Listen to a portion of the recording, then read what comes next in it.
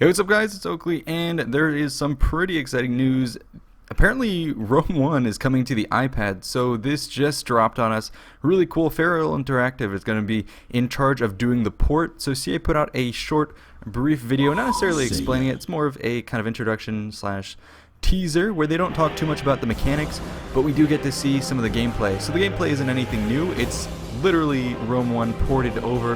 They say they are going to try and get the entire experience, but obviously streamlining some of the controls for the iPad. So obviously it's going to come with the campaign, the battle map itself.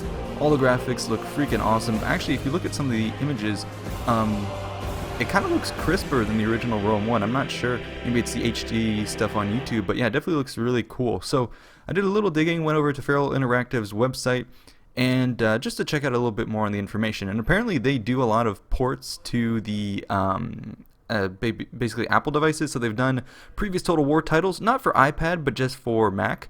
And that is pretty good confidence. I poked around on the internet. People say they do pretty solid ports compared to the rest of the industry. So that is definitely some good news. As for what to expect for this, well, they say enjoy the full experience of Rome Total War on your iPad. So that means they're bringing everything from the original game over to the iPad. And then they say benefit from a host of features designed specifically for mobile gaming. So you could assume that's going to be perhaps unit control, different touch features, streamlining of the UI and all that stuff. Wage war on the fly with mid-battle auto saves. I think that's really important. They do realize that this isn't going to be played like previous Total Wars, where in previous Total Wars you sit around and play it for hours. This is going to be more designed around stop and go. So I think auto saves mid-battle, all that kind of stuff seems really, really smart. Make the experience more bite-size, and it's going to be really cool to have. I almost want to pick up an iPad just for this. Then we're going to go through some of the screenshots just so we can look at the UI, for example. So this is a classic campaign we're used to.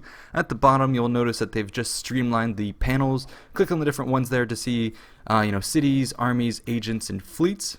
Pretty streamlined. Top left is really small, the advisor there with the funds. Top right has the amount of time that's gone by, and you don't see the objective scroll on the right hand side, which is interesting. And then also, if you take a look at the movement commands here, basically you see a line drawn to where you go and then a check mark. So presumably it's tap on the army, scroll with your finger to where you want it to go, and then click check for that to be what you want to do.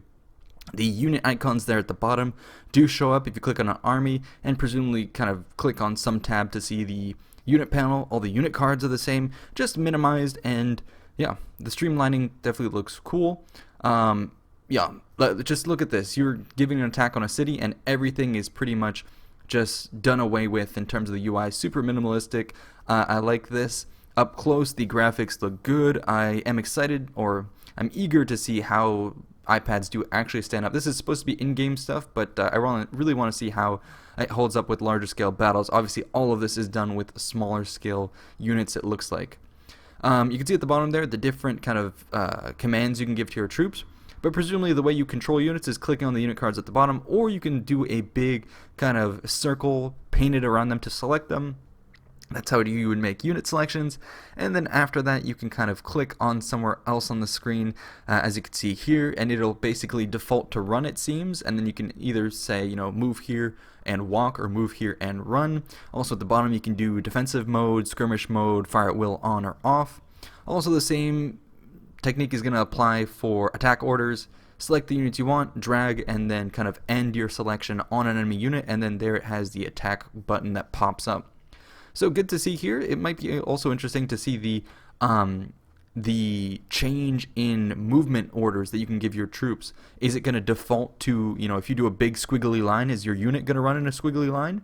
Or is it going to do a beeline for that unit like in previous Total War games? So that's kind of some stuff that I wonder how it's going to work out. But the game, besides that, does look pretty awesome. Have great nostalgia for this game. It was an awesome title. Here you can see night battles and other things going on. So yeah, very exciting stuff, and it does definitely open up the door for all kinds of possibilities. Are they going to bring back the I know there was an expansion for Rome 1, but I never played it. That was supposed to be kind of the campaigns of Alexander the Great. I could see them porting that in the future. Are they then maybe going to do Medieval 2, Shogun 1? Really exciting stuff to see here. But anyways, that's it for this video. Hope you guys enjoyed. Stay tuned for more, and this is definitely a big step up for CA, so let's wait for more information. See you in the next one. Peace out.